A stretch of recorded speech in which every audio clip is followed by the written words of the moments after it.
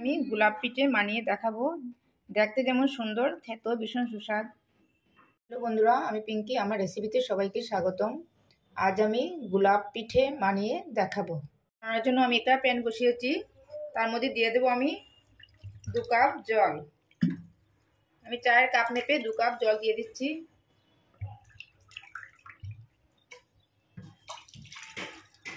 এবারে তার মধ্যে দিয়ে দেবো অল্প নুন।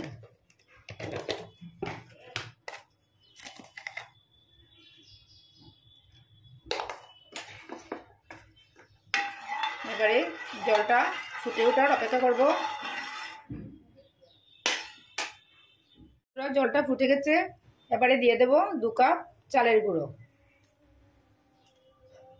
প্রথমে 1 কাপ দিয়ে তারপর মিক্স করে নেব জলের সঙ্গে।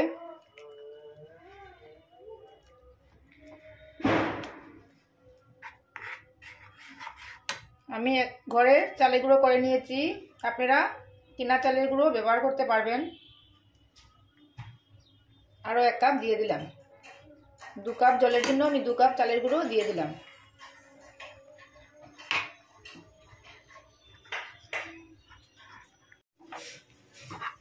বন্ধুরা, আমি একটি ড্রয়ে পরিণত করব।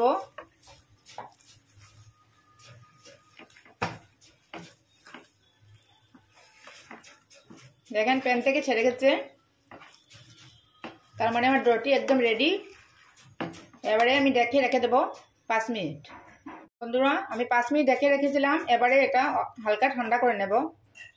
আমার ড্রটি ঠান্ডা হয়ে গেছে, এবারে ভালোভাবে মেখে নিচ্ছি।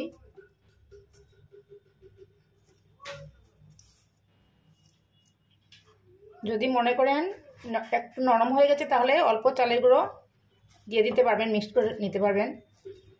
খুব ভালোভাবে মেখে নিচ্ছি।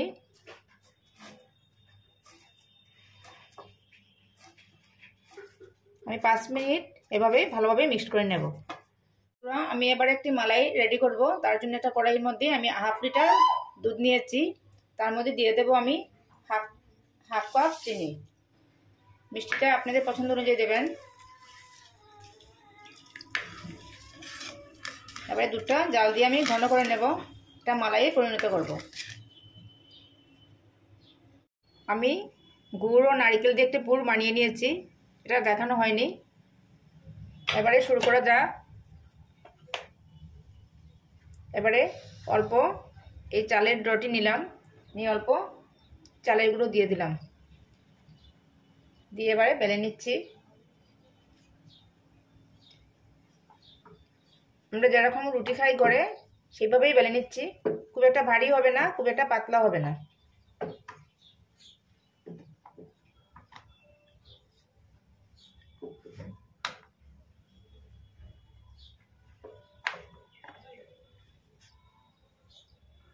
বন্ধুরা দেখেন, আমার রুটিটি বেলা হয়ে গেছে, এই রুটির মতোই হবে।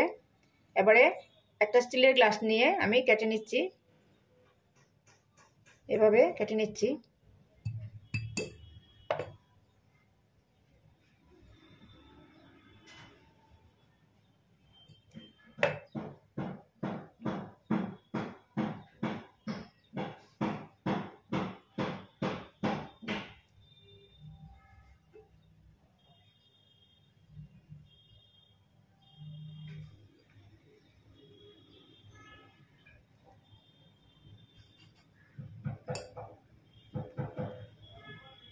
এবারে দেখিয়ে দিচ্ছি গোলাপ ফুল কীভাবে করব।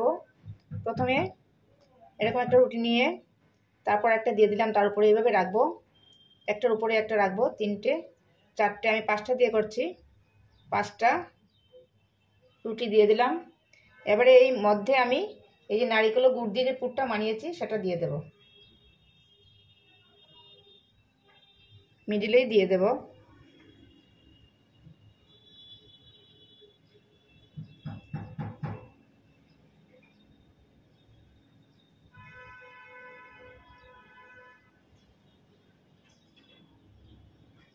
দিয়ে দিলাম। এবারে আমি অল্প ভাঁজ করে নিচ্ছি।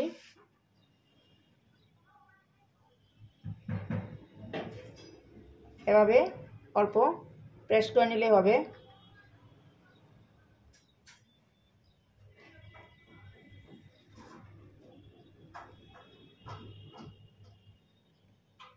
দেখেন বন্ধুরা,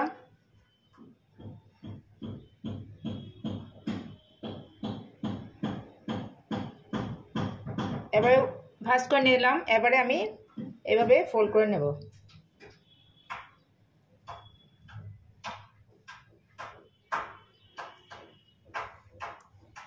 এভাবে ঘুরিয়ে ঘুরিয়ে আমি দিয়ে দিলাম। তারপরে এই শেষ প্রান্তটি এভাবে জয়েন দিয়ে দিলাম। দেখেন একটা ফুল হয়ে গেল। এই জায়গাটা ফাঁকা আছে, এখানে আমি অল্প এই নারকেল ফুলটা দিয়ে দিলাম, দেখতে সুন্দর লাগবে। দেখেন বন্ধুরা, একটা গোলাপ ফুল হয়ে গেল। এভাবে আমি সবগুলো রেডি করে নিচ্ছি। আরেকটি দেখিয়ে দিচ্ছি। এভাবে ছোট ছোট রুটি নিয়ে তারপর মধ্যে আমি এই পুরটা দিয়ে দিলাম। তারপরে এভাবে আমি ভাঁজ করে নিচ্ছি। প্রথমে এভাবে ভাঁজ করে খুব ধীরে ধীরে করতে হয়।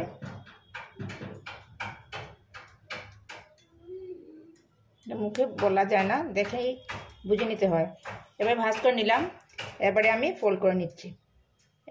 এরকম ভাঁজ ভাঁজ করে নিলেই গোলাপ ফুলের মতো হয়ে যাবে।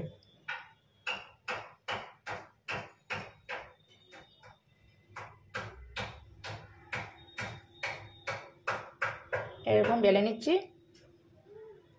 দেখেন বন্ধুরা, আরেকটি হয়ে গেল। এবার এই ফাঁকা অংশে আমি অল্প নারকেলের পুরটা দিয়ে দিচ্ছি, যাতে দেখতে সুন্দর লাগে।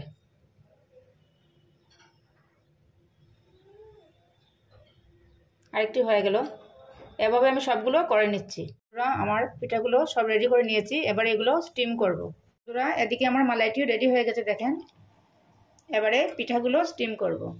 পিঠাগুলো স্টিম করার জন্য আমি একটা স্টিমার বসিয়েছি, অল্প জল দিয়েছি এবং ভিতরে অল্প তেল, রিফাইন্ড অয়েল ব্রাশ করে নিয়েছি। এবারে পিঠাগুলো দিয়ে দেব। আপনাদের কাছে স্টিমার না থাকলে যে কোনো ছিদ্রযুক্ত থালার মধ্যেও করতে পারবেন। এবারে পিঠাগুলো দিয়ে দিচ্ছি।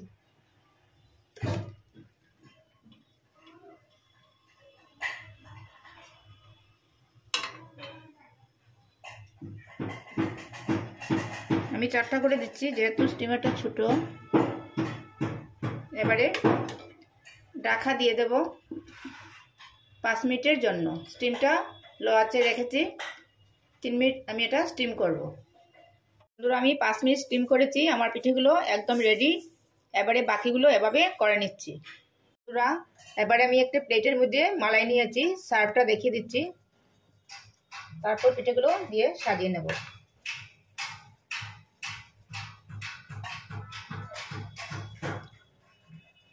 দেখেন তো, খুব সহজে হয়ে গেল। এভাবে আমি সাজিয়ে নিচ্ছি।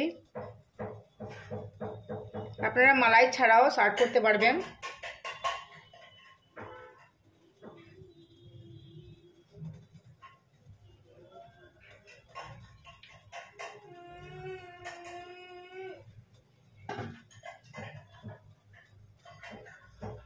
দেখলেন তো বন্ধুরা, কেমন হয়েছে আজকের রেসিপিটি। ভীষণ সুস্বাদ এবং সফট হয়। আজকের রেসিপিটি কেমন লাগলো, ভালো লাগলে লাইক কমেন্ট শেয়ার করবেন। আমার চ্যানেলটিকে সাবস্ক্রাইব করবেন। একবার করে দেখবেন এই সংক্রান্তিতে। এবার